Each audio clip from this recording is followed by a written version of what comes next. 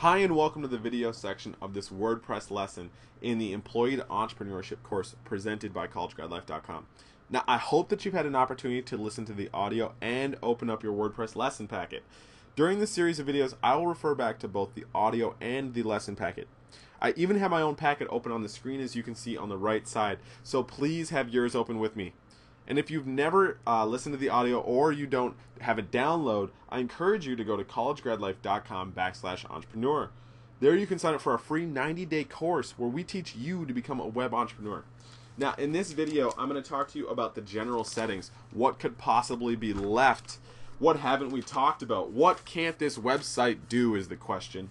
Now, when we go into our website, we've obviously just played around with the plugins, and on page 37 of our WordPress lesson packet, we look at the settings of your website. Now, as you saw in a previous video, the way with funny photos, your plugins can change your settings sometimes. They can add their own settings, and their settings are still going to be underneath the settings heading on the left side of the dashboard at the very, very bottom, which on page 37 is pointed out by the red arrow. Now, in the general settings, we have general. We have writing settings, reading settings, discussion settings, media settings, privacy settings, permalink settings, and funny photo settings because we just added that as a plugin. Now, every single one of these is pretty simple. I mean, it's settings. They're not really complicated. It's like the janitor's closet in a school. It's got kind of what you need, but you could go without it sometimes because it's not the basic functions. Now, when we think about the general settings, we have the site title, and then we have the tagline. These are the two most important parts of this entire page, because when you click on the top gray bar and you go to the front of your website, you can see at the very top of my browser it says the name, it says Dustin R. Norman, and then it has a line and it says just another WordPress site. So if I want to change that, if I was running for office, I would say Dustin R. Norman, vote for me, and I would save the changes, and now it would show up as Dustin R. Norman, vote for me. That's how easy it is, but that's kind of an important thing because that's how Google and a lot of different sites rank you, is based on kind of what that little saying is right there. So you want to have a good tagline. You want to have a few different keywords, kind of like we talked about in earlier lessons, and really make sure that it's connected to what your brand is when people land on your website.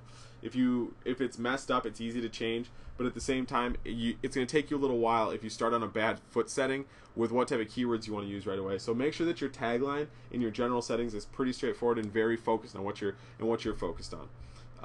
Now, as we continue to go through the settings on page 39, we can see writing. I'll click on writing. This is about the size of the post box. All this stuff should pretty much be left alone. Reading, if you want it to be your latest post, like we've been showing on the website, we've been able to go and change this post that we have here, the hello world, and I could actually add a new post just very quickly, just to test, and then do publish. So you can see how easy it is for us to have another, you can see test right there now, how easy it is to add another post to the website. But if we wanted to make it so that we had a different page, we had, let's say, a special sale that was going on and we had like 30% off, and we wanted to be displaying like our winter garb, and we wanted to have a static page, we could add in front, like, let's say, use hypothetically, right now I'm going to do the About Us page, but it could be a clearance page too that you want. So see, I could turn it into the static page, so right at the front it's just a specific page that people land on. That's really nice. It's actually something you might want to change depending on what type of stuff you're selling, and if you have specials, if you have clearance, to be able to connect with customers, especially when you're trying to move inventory. Now, to the discussion settings, that's really about the comments people leave. You don't really need to change it. Sometimes I like to change here down at the very bottom what the avatar will look like when people make comments on my website, just to make it funnier. Media, this is going to be how big thumbnails are. Not really stuff you need to worry about because your website's pretty well set up. Everything should be pretty straightforward down here and all set up for the get-go.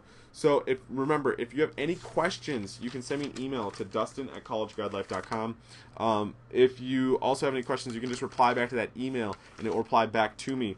And if you have been watching this video and you're not part of our Employee to Entrepreneurship course, and you've just watched our WordPress lesson, I encourage you to check out collegeguidelife.com/entrepreneur. There you can sign up for a free 90-day email course where we teach you how to become a web entrepreneur.